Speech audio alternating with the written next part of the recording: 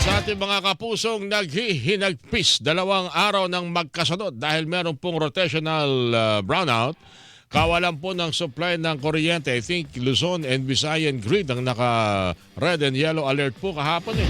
Kumustahin nga natin ang mga nasa likod, dahilan sa likod ng mga ito. Undersecretary po ng Department of Energy. Uy, si Yusek Mario Marasigan. Miss ko to. Yusek Marasigan, good morning po sa inyo, sir. Si Orly Tinidad po ito sa radyo na TV pa. Kumusta ho kayo, Yusek? Maganda. Maraming salamat po. Mabuti po naman at magandang umaga po sa inyo, Sir Orly. At lalong-lalo na siyempre sa inyo mga taga-subaybay. Ano bang, paano ba natin ipaliliwanag sa ating mga kababayan na kahapon pa nagtatanong, ang mahal-mahal na binabayaran namin sa Meralco buwan-buwan. Bakit ganito ang kanilang sukling na kikita, ang rotational brownout sa kabila ng mainit na panahon? Yes, Mario, pakipaliwanag nga po. Mga po kayo, kami rin po ay medyo nababahala doon sa doon sa mga pangyayaring hindi inaasahan. Dahil alam nyo naman po, dahil nga dito sa ating energy emergency, yung crisis na nangyayari sa Middle East, matindi po yung ating pagbabantay dahil ang inaalala natin nung una ay yung kakulangan ng supply ng mga fuel, no? Lalong-lalo na po yung natural gas at saka yung diesel. Pero maayos po ang takbo ng ating electric power industry na kung saan po hindi natin inaasahan yung pagkakataon po na nag-umpisa po ito kasi 2 linya ng National Grid Corporation of the Philippines. Okay. Yung pong tinatawag nating Tayabas Ilihan at Ilihan Dasmariñas lines. Malaki po ito. 500 kV transmission lines po ang nasira. Kung saan po yung ating 5 units ng planta ng natural gas sa Batangas City ay na-isolate. Wala pong daanan yung kanilang kuryente. So dahil po doon, gustuhin man ng ating mga may-ari ng planta ng kuryente na magpatuloy yung kanilang generation dahil wala pong lumalabas na kuryente, napilitan po silang mag-shutdown. Yung pong pagkakapag-shutdown na yon ng ating excellent energy resources na meron pong mahigit na 1,200 megawatts kasabay nung Ilihan power facilities natin na meron ding 1,200 megawatts. Malaki po ang naging kabawasan kagad sa ating supply ng kuryente. Okay. Naka-isolate po kasi sila.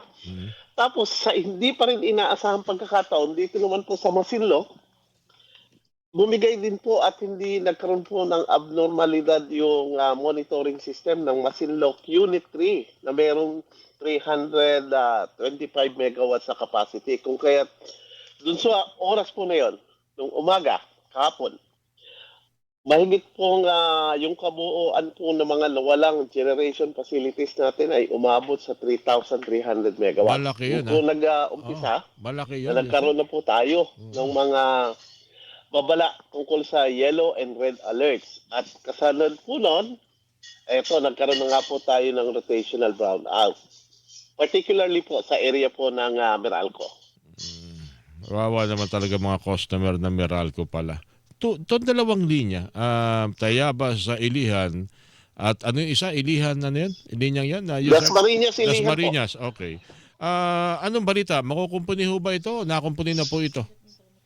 Madali naman pong naibalik ng NGCP yung transmission line kasi linya naman ng kuryente yan. So agad sila nagpa-deploy po ng maraming teams para makita, malaman kung ano. Although hanggang sa ngayon po, hindi pa po kami nakakatanggap ng complete at detalyadong report, pero naibalik na po rin kagad nila on the same day. Kaya lang, naging problema po natin, yung planta po ng kuryente natin na napilitang mag-shutdown, matagal po sila para makabalik. Para may dahil restore. nag-start po doon sa, kailangan po nila mag-conduct ng startup procedures. For example po, yung pong ating 3 unit ng excellent energy resources, nangangailangan po yun ng 4 na oras bawat isa bago makapag-full load. Okay. At yun naman po 2 block natin ng Ilihan, nangangailangan po yun ng 10 oras bawat unit bago po mapatakbo at makapag-load po ng punong-puno, no? Yung kanilang total capacity. So nandun pa po tayo sa process na yun, kaya hindi pa po tayo nagkakaroon ng sapat na supply na nanggagaling po doon sa area ng Batangas City. Ang Yung tagal po naman pala. Masinloc Yusek, Unit parang ang 3, tagal. nakabalik na po yun. Parang ang tagal palang i-warm up niyan. Ano po? Opo. Opo, kasi parang yung cold start po ba? Yung Okay. mga pinalamig mo yung planta, so kailangan palamigin mo yun ng todo-todo. Tapos kung kailan pwede na, saka mo yung start up, unti-unti mong paiinitin. Pag bumubuga na yung kuryente, dahan-dahan po yung pag-angat ng kapasidad niya. Okay, yung sa Masinloc Unit 3, ano na hong development habang nagkakausap tayo, Yusek? Fully stored na po yun. Naka-ano na po, naka-synchronize naman. na sa grid. At simula pa ho kahapon ng hapon ay nagbabato na sila ng kuryente. Okay, So ito na lang po mga natural gas facilities natin ang hinihintay natin. okay, para madali po lahat. Ngayong araw nito sa darating ng mga araw, meron pa rin bang rotational brownout tayong inaasahan at saang mga lugar po ito pwedeng mangyari, Yusek? Ah, sa ngayon po hinihintay pa namin kasi dapat bago mag-alas 6 makapaglabas na po ng babala at ng assessment ang ating NGCP Mhm. regarding po dito sa sa status natin Pero sa ngayon po hindi pa po sila naglalabas. Ipapollow up ko na lang po at sana maglabas na sila ng status. Kagabi po, hopefully, nakabalik na po yung Unit 1 and 2 ng Excellent Energy Resources. No? Inaasahan po natin. Bandang hapon po kahapon kasi ang Unit 1 ng Excellent Energy, nagbabato po yun ng mahigit 200 megawatts na yung naiibato kahapon. So sana po magtuloy-tuloy yun. And bati po yung Unit 2 today. And later this afternoon, Unit 3. So kung yun po yung ating prognosis at inaasahan natin magkaroon po ng katuparan, then yellow alert na lang po sana tayo. Sana po ay sandali lang. Yung So wala. yung sa Visayas, may problema din daw. Anong detalye po nun, Yusek Mario? Yun naman po yung hindi, kakaiba naman po yun. Mhm. Dahil nga po sa tag-init at hindi po anihan, so yung ating mga power generation facility sa Visayas, kasama na po yung ating mga biomass energy, yung gumagamit po ng bagaso ng tubo, Opo. hindi po milling season, so derated yung kanilang capacity. Mhm. Unfortunately po, yung isa pong, dalawa pong malaki nating planta, yung isa po ay yung nasa Cebu, 2 unit po yun na mayroong kapasidad na 150 megawatts each. Nagkaroon ho ng abnormal vibration yung kanilang units, yung generating units. Samantalang yung isa po nating planta naman sa Panay, nagkaroon din po ng isang hindi inaasahan na force outage. Mhm. So combined po 450 megawatts yung nawala. Hindi pa po nakakabalik ng todo-todo yung 3 unit na yon. Nasabayan pa nga po nitong mga mababa pong generation ng mga ibang facilities natin. So kung tutuusin po natin sa Visayas, mas malaki po yung kakulangan. Pero Opo.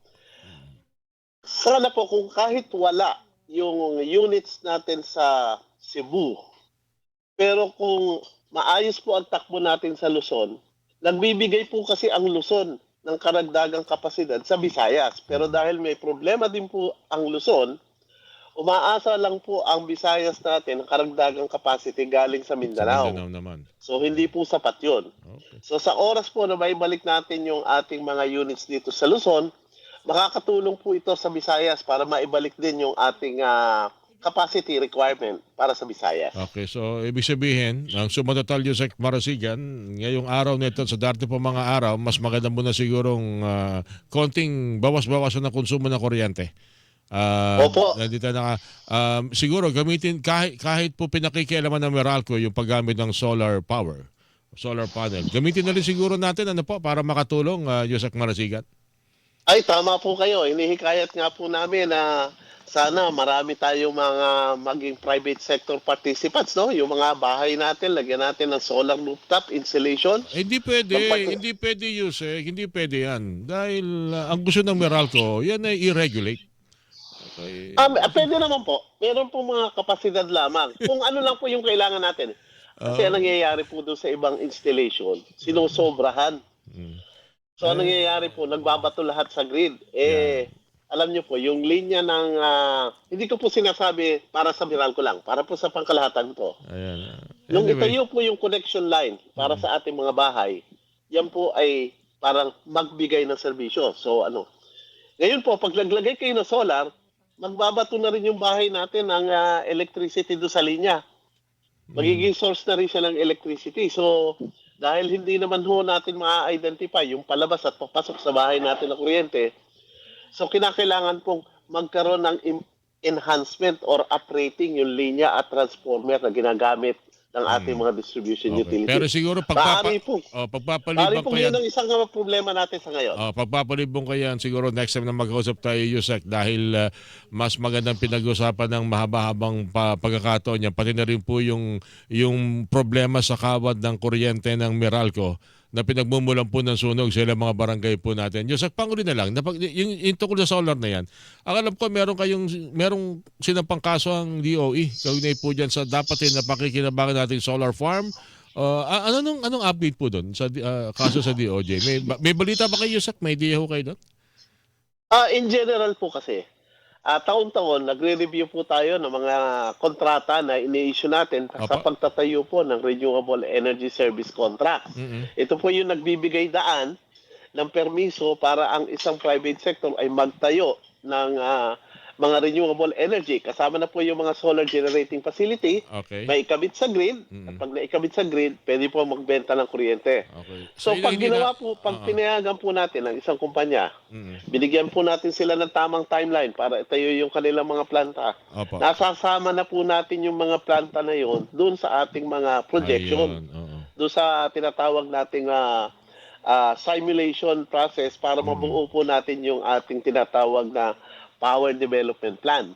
So pag ang isa pong planta ay hindi tumuloy, kailangan po natin humanap ng ibang kapasidad na magpupuno sa ginamit natin sa projection. Itutuloy na. So, siguro. Hindi po, yun ang mga na-terminate natin ng mga service contract, siyempre po, yun ang problema. Okay. Yusek, siguro sa susunod pagkakataon, pag-usapan natin yan para malaman natin kung ano ang mga maaari nating gawin at tiyakin na maging maayos po ang ating supply po ng kuryente. Kahit pa paano makatulong po sa atin. Yusek, maraming salamat sa ulitin, sir. Mabuhay kayo at nice hearing you again. Thank you po sa inyo, Yusek. Maraming salamat din po, Sir Early. At mabuhay po kayo. Kasihan sana kayo ng Panginoon. Kayo rin po. Yusek Mario Marasigan, mga kapuso, Department of Energy, ang inyo pong napakinggan.